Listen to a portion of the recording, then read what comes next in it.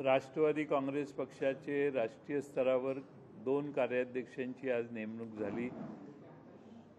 श्रीयुत प्रफुल्ल पटेल आणि सुप्रियाताई सुळे या दोघांना कार्याध्यक्ष म्हणून राष्ट्रीय स्तरावर नेमणूक त्यांची झाल्याबद्दल मी मनपूर्वक त्यांचं अभिनंदन करतो, त्यांना शुभेच्छा देतो आणि मला खात्री आहे की या दोघांच्याबरोबर इतर जे राष्ट्रीय सचिव आहेत त्यांनाही वेगळ्या राज्यांची जबाबदारी देण्यात आलेली आहे आणि राष्ट्रवादी काँग्रेस पक्ष अन्य राज्यात वाढवण्याचा प्रयत्न या सर्वांच्याकडून चांगला होईल असा मला विश्वास आहे।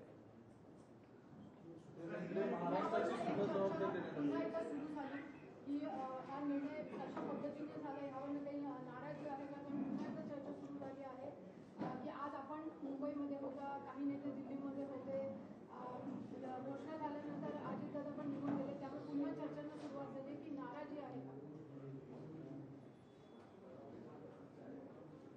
आमच्या पक्षातली नाराजी हुडकण्याचा एवढा जोरात का प्रयत्न चालू आहे हेच मला कळत नाही। चांगला आनंदाचा दिवस आहे। आमच्या राष्ट्रीय स्तरावर मोठे निर्णय झालेले आहेत, त्यांच्यावर मोठ्या जबाबदाऱ्या देण्यात आलेल्या आहेत आणि त्यानंतर मुंबईत महाराष्ट्राचं जे कार्यालय आहे, माझी जबाबदारी महाराष्ट्रापुरती मर्यादित आहे, त्यामुळे महाराष्ट्रात इथं झेंडावंदन करताना आता सुप्रियाताई देखील इथंच होत्या, त्यामुळं राजी नाराजीचा प्रश्न कसा येतो। सगळीकडं अतिशय उत्साहाचं वातावरण आहे आणि मला वाटतं की प्रसारमाध्यमाने देखील या उत्साहात आमच्या आनंदात सहभागी व्हावं।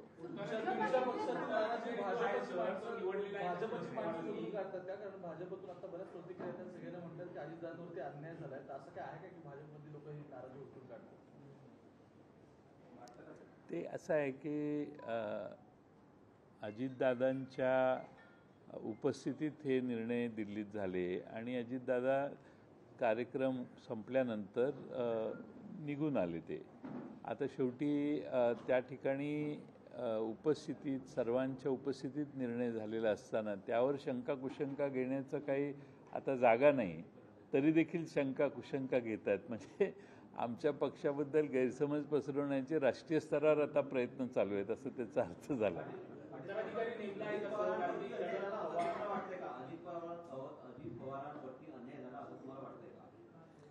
अजित पवारांच्यावर कोणताही अन्याय झालेला नाही आणि आम्ही एकमतानेच हे दिल्लीचे राष्ट्रीय स्तरावरचे निर्णय झालेले आहेत।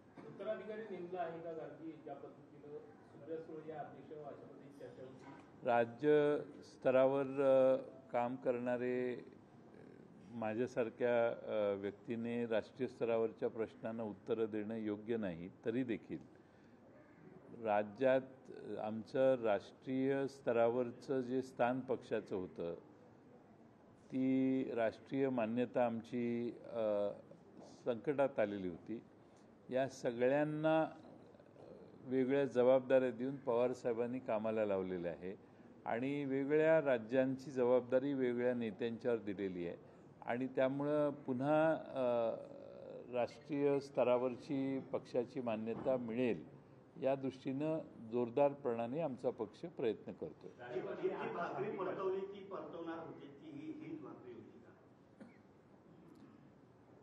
ठीक आहे, ते असं आहे की भाकरी परतवलेली नाही, त्या ठिकाणी नवीन लोकांच्यावर जबाबदारी दिलेली आहे आणि एक नवी टीम वेगळ्या जबाबदाऱ्या देऊन आज काम करायला सुरुवात झालेली आहे। आपण बघितलं तर त्यांच्याकडे महाराष्ट्राची जबाबदारी दिलेली आहे, हो, प्रदेशाध्यक्ष आणि राष्ट्रीय कार्याध्यक्ष असे एकत्र तुम्ही रिपोर्ट करणार होता। अर्थात जे पक्ष ठरेल तसंच वागायचं असतं। राष्ट्रीय स्तरावरून जे आदेश येतील ते राज्याच्या शाखेने राज्याच्या विभागाने मान्य करायचेच असतात। तुम्ही कितीही म्हटला तरी आम्ही सगळे एकमताने एकसंघ आहोत।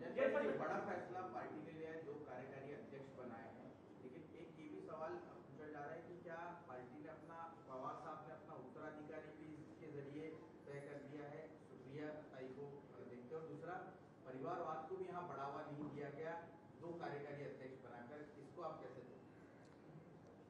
परिवारवाद तो यहाँ कहीं दिखाई नहीं दे रहा है जैसे आप कह रहे हैं। क्योंकि प्रफुल्ल पटेल साहब को भी जिम्मेदारी दी गई है और साथ में दूसरे महासचिव जो है उनके ऊपर भी अलग अलग राज्यों की जिम्मेदारी दी गई है और पार्टी को बढ़ाने के लिए ही ये प्रयास चालू है। अजीत पवार को लेकर जो पूछा जा रहा है कि अजीत पवार को इतनी बड़ी जिम्मेदारी से क्यों दूर रखा गया, क्या उनके लिए पार्टी ने कुछ और सोचा है या जो उनकी नाराजगी की बात अजीत है? पवार महाराष्ट्र के विधानसभा में विपक्ष नेता है और उनके ऊपर बहुत बड़ी जिम्मेदारी है। सर, अजीत पवार जी ने ये बोला था कि वो खाली महाराष्ट्र पॉलिटिक्स में इंटरेस्ट है, बट यहाँ पर महाराष्ट्र की भी रिस्पॉन्सिबिलिटी सुप्रिया सुले जी को दी गई है, तो ये क्या साइडलाइन किया गया, ऐसा देखा जाना चाहिए कि उनके सपोर्टर्स को भी महाराष्ट्र की सुप्रिया सुले जी को जो जिम्मेदारी दी गई है, साथ में उनको और 2-3 अलग राज्यों की भी जिम्मेदारी दी गई है।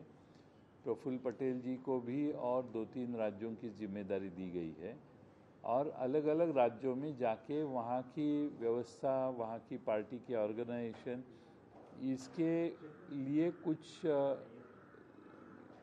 क्या करने की आवश्यकता है, पार्टी कैसी बढ़नी चाहिए, ये काम उनके ऊपर सौंपा गया है।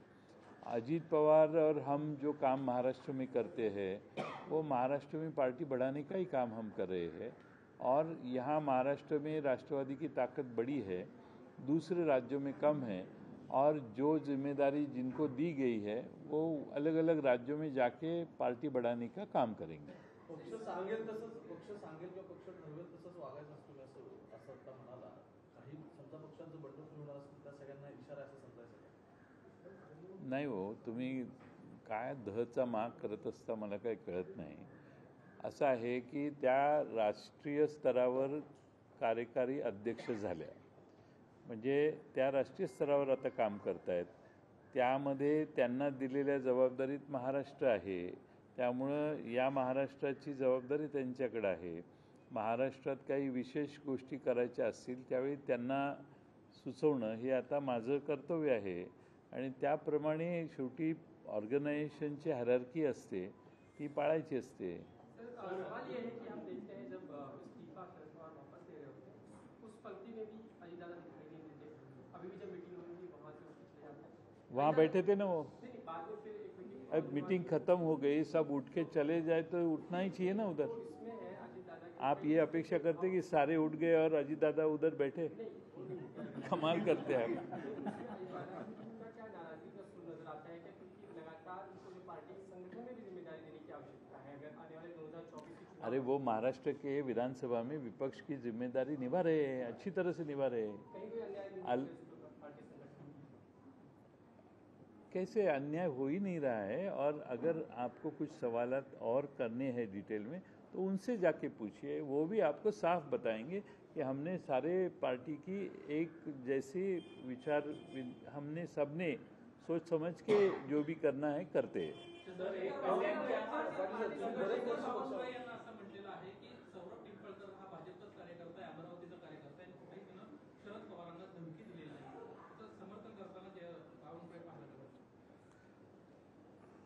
काल पोलिसांच्या तक्रार दाखल केलेली आहे, पोलिसांनी आत्तापर्यंत त्याला हुडकला पाहिजे, अजूनही पोलिसांनी कोणतीही कारवाई केलेली नाही आणि सत्तारूढ पक्षाच्या अध्यक्षांनी त्याची भलामण करणं हे अतिशय गंभीर आहे.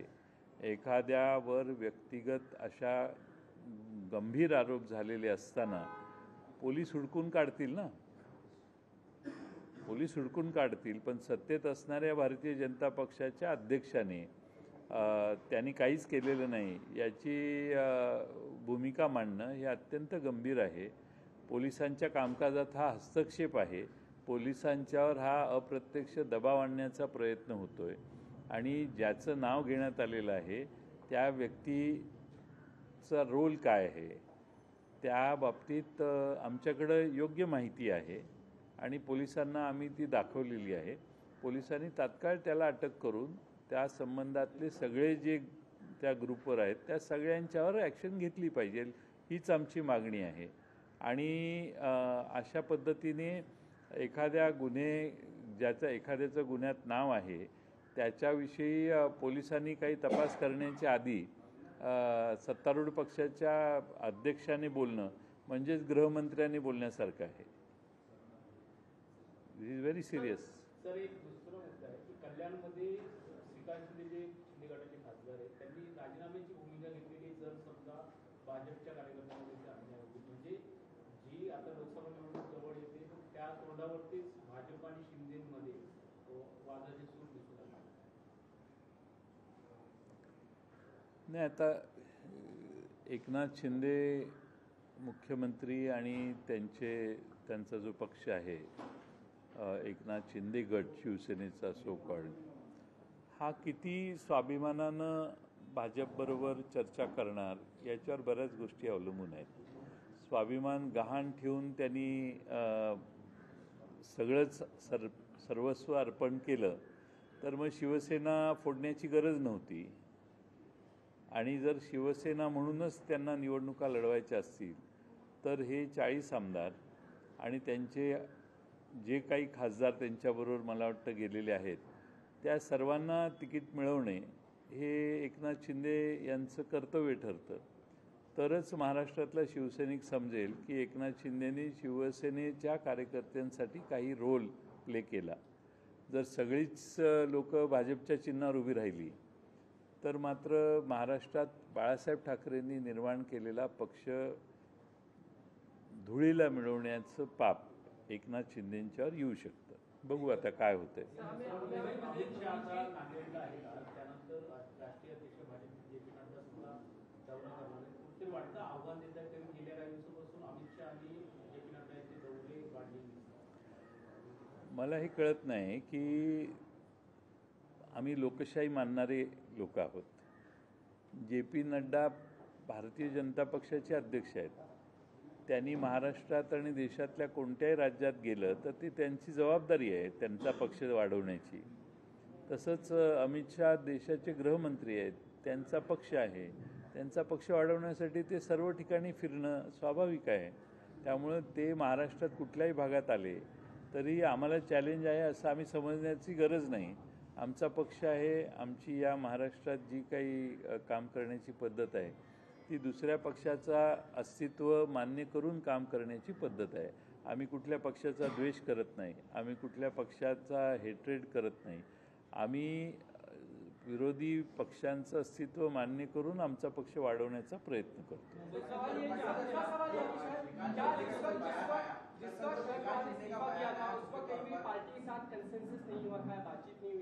ये बात सामने आई जब अब दो कार्यकारी अध्यक्ष पद की नियुक्ति हो गई है, क्या पार्टी में इसको लेकर एकमत हुआ था? उसके बारे में चर्चा हुई? ये जो आज निर्णय हुआ है वो राष्ट्रीय स्तर पे हुआ है और राष्ट्रीय स्तर पे बात हुई होगी तो मुझे मालूम नहीं. राष्ट्रीय स्तर पे ही चर्चा हुई होगी और ये पवार साहब का अंतिम अधिकार है वो क्या निर्णय करें. उन्होंने हमारे साथ चर्चा करने की कोई आवश्यकता नहीं है और हम अपेक्षा भी नहीं करते. उन्होंने किनके साथ चर्चा की वो उनका अधिकार है. उन्होंने जो निर्णय लिया वो उनके अधिकार में निर्णय घोषित किया है और वो राष्ट्रीय स्तर का निर्णय है. हमारे से उसका कोई कंसेंसस लेने की आवश्यकता हमें महसूस नहीं होती.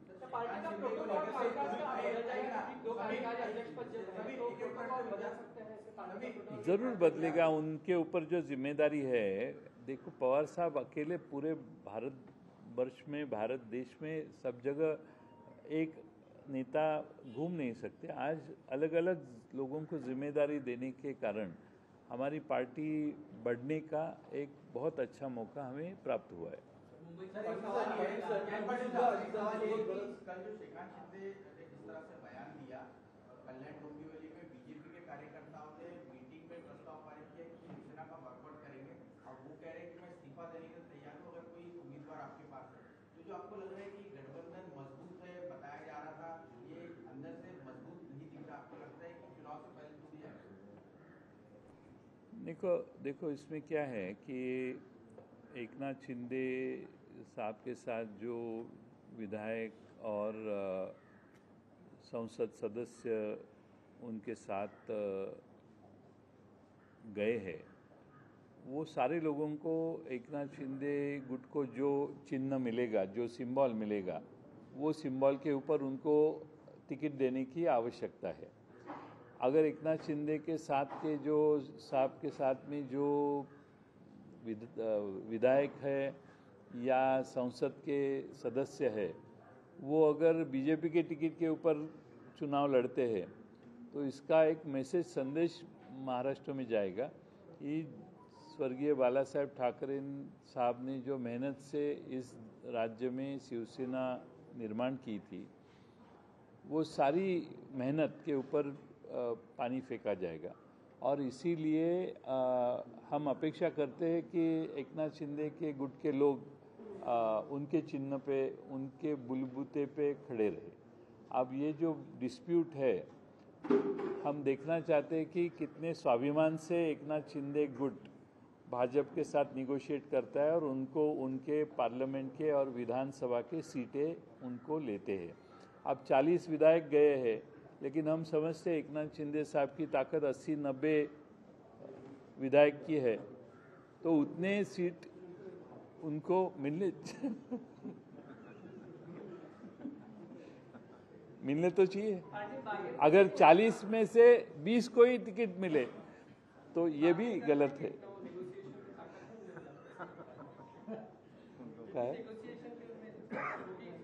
होगी भारतीय जनता पक्ष में कल भी एक जगह कह चुका हूं कि भारतीय जनता पार्टी की महाराष्ट्र में ताकत मर्यादित है। एकनाथ शिंदे गुट अगर बाजू में रखे और सिर्फ भारतीय जनता पार्टी अकेले चुनाव लड़ने को जाए तो मुझे लगता है कि 60 के ऊपर उनके कोई सीट नहीं चुन के आएंगे।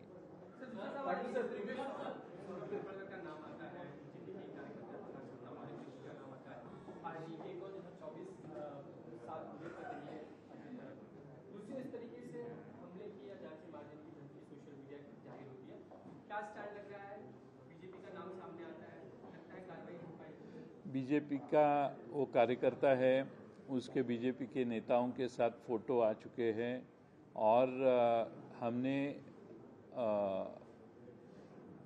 कमिश्नर पुलिस जो मुंबई के हैं उनके वहाँ जाके सारी इन्फॉर्मेशन दी है। हमें ताज्जुब लगता है कि एक दिन होने के बावजूद भी अब तक पुलिस उसको अरेस्ट नहीं की और बीच में ही बयान आया है भाजपा के अध्यक्ष का। मुझे लगता है ये पुलिस डिपार्टमेंट पे प्रेशर निर्माण करने की कोशिश हो रही है। हमने जो कंप्लेंट की है उस हिसाब से उनको जल्द से जल्द अरेस्ट करने की जिम्मेदारी पुलिस की है, महाराष्ट्र के होम डिपार्टमेंट की है। होम डिपार्टमेंट अगर नहीं काम करता है तो माननीय मुख्यमंत्री साहब की है कि महाराष्ट्र में इतनी गंभीर तरह से उन्होंने सोशल मीडिया में उनके ओपिनियन व्यक्त किए हैं और एक बहुत बड़े नेता को धमकी दी है। मुझे लगता है कि इसको बहुत गंभीरता से लेना चाहिए। कल सुबह से आज तक पूरे दिन में एक भी आदमी को अरेस्ट नहीं किया गया। इसका मतलब क्या है? महाराष्ट्र का पुलिस डिपार्टमेंट सरकार की तरफ देख के काम कर रहा है या जो गुनहगार है उनको पकड़ने की कोशिश करने वाला है। महाराष्ट्र के सीपी ने, मुंबई के सीपी ने बताया कि हम जल्द से जल्द कार्रवाई करेंगे। जल्द से जल्द का मतलब 24 घंटा होने के बाद भी अगर उनको एक आदमी को अरेस्ट करने में इतना देर लगता है तो इसका मतलब है कि उनको किसी का तो प्रोत्साहन है। दूसरा सवाल सर ये हम देख रहे हैं कि जिस तरीके से धुले में स्वतंत्रता के नाम से स्मारक जो है वो बनाया गया, उसके बाद से नगर निगम ने उस पर कार्रवाई की, लेकिन वही के भारतीय जनता मोर्चा की ओर से ऑर्डर दिया गया था कि इस तरह का स्मारक बनाया गया थोड़ा जस्ट वहाँ के एमआईएम के विधायक के फंड से बनाया गया, ऐसा उनका कहना है। लेकिन उसके बाद वहाँ पे फिर जन आक्रोश मोर्चा निकाला गया। हम अमल ने जलगांव में बड़ी घटना देखते हैं, शुक्रवार को जैसे दो गुटों में तनाव पैदा होता है, कई लोग जख्मी हो जाते हैं। ये जो लगातार स्थिति बनी हुई है, पहले तो सवाल जवाब चाहिए ना इस धुले वाली घटना पे, वाले पे अगर इस तरीके से अगर बनता है, इस पर जोर दिया जाता है, क्यों बनता है, उसके लिए परमिशन क्यों नहीं? मुझे धुले में जो घटना हुई उसकी डिटेल में मालूमात अभी मेरे पास आई नहीं है। वो आने के बाद मैं इसके ऊपर बोलूँगा. मुंबईमध्ये तरुणीची हत्या नंतर 4 दिवस झालेले आहेत. अजूनही बॉर्डरवर काही कारवाई नाहीये. सध्या त्या बॉर्डर संदर्भामध्ये आजूबाजूच्या मुलींना एकत्र आहे. एक तक्रारींचा पारा वाढलेला आहे. एक गंभीर गोष्टी त्या तक्रारीमध्ये नमूद आहेत. अजून कारवाई होताना पाहिजे. राज्य सरकारचं प्रशासन किती ढिलं आहे हे यातून लक्षात येतं. एका ग्रामीण भागातली मुलगी इथं येते, इथं शिक्षण पूर्ण करण्याचं स्वप्न बघते, वडिलांना फोनवर सगळ्या माहिती देते, आता मुंबईतच मी स्थिर होईन असं सांगते. त्या मुलीवर इतका वाईट प्रसंग येणं आणि त्या हॉस्टेलच्या वॉचमननेच काही कृत्य करणं आणि त्या सर्वाच्या बाबतीत कुठलीही कारवाई न होणं हे अतिशय गंभीर आहे. सरकार या अत्यंत गंभीर अशा विद्यार्थिनीची हत्या झाली आणि ती हॉस्टेलमध्ये जाऊन शिरून हत्या करण्यात आली, ही बाब गांभीर्यानं अजूनही घेत नाही. ताबडतोबीनं आता तिथल्या हॉस्टेलमधल्या सगळ्या मुलींना दुसरीकडे शिफ्ट करण्यात आलेलं आहे. ताबडतोबीने सरकारने वॉर्डनवर आणि संबंधितांच्या ताबडतोबीने कारवाई केली पाहिजे अशी आमची मागणी परवापासून आहे.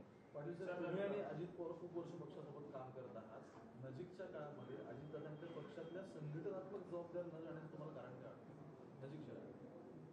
नजीकच्या काळात अजितदादांकडे संघटनात्मक पक्षातले जे जबाबदार आहेत त्या न जाण्याचं किंवा दादा त्या जबाबदारी न घेण्याचं कारण काय वाटतं? नाही, तुमच्या पक्षात फ्युचर टेन्स आहे का पास्ट टेन्स आहे? मी नजीकच्या काळातलं म्हणतो की आता नाही, पुढं ते मागे पाच म्हणजे रिसेंट पास्टमध्ये अजितदादांनी विरोधी पक्ष नेत्याची जबाबदारी त्यांच्यावर आहे. त्याच्या आधी ते राज्याचे उपमुख्यमंत्री होते. त्यामुळं पक्षाची जबाबदारी ही दुसऱ्या लोकांच्यावर सोपवण्यात आलेली आहे. त्याला काही कारण नाही आहे. सर, महाराष्ट्राचे मुख्यमंत्री सुट्टीवर जातात, त्यामुळे ज्या ठिकाणी महाराष्ट्र पेटून गेला असतो दुसऱ्या ठिकाणी बलात्कारासाठी हे लागतं, तर याकडे कसे बघतात? ठीक आहे, ते 3 दिवस सुट्टीवर गेलेले आहेत, कुटुंबाबरोबर सुट्टीवर गेले तर त्यावर आम्हाला काही म्हणायचं नाही. शेवटी माणसाला विश्रांतीची गरज असते आणि त्यासाठी जर ते गेले असतील तर त्यावर आता सुट्टीवर ते गेले आणि काही घटना घडल्या तर मी त्यांना दोष देणार नाही. हे योग्य नाही, असं करणंही योग्य नाही. उलट त्यांनी त्यांच्या सुट्टीवर आक्षेप घेणं योग्य नाही असं माझं म्हणणं आहे. बावनकुळे यांनी म्हटलंय की काय झालं? जे आहे उद्धव ठाकरेंना महाविकास आघाडीची गरज आहे. महाविकास आघाडीमध्ये राष्ट्रवादी उद्धव ठाकरेंना 2 सुद्धा जागा देणार नाही. आम्हाला बावनकुळेंची भाजपचे अध्यक्ष म्हणून गरज आहे. चला. लोकशाही मराठी ऐका, पहा, जागरूक रहा.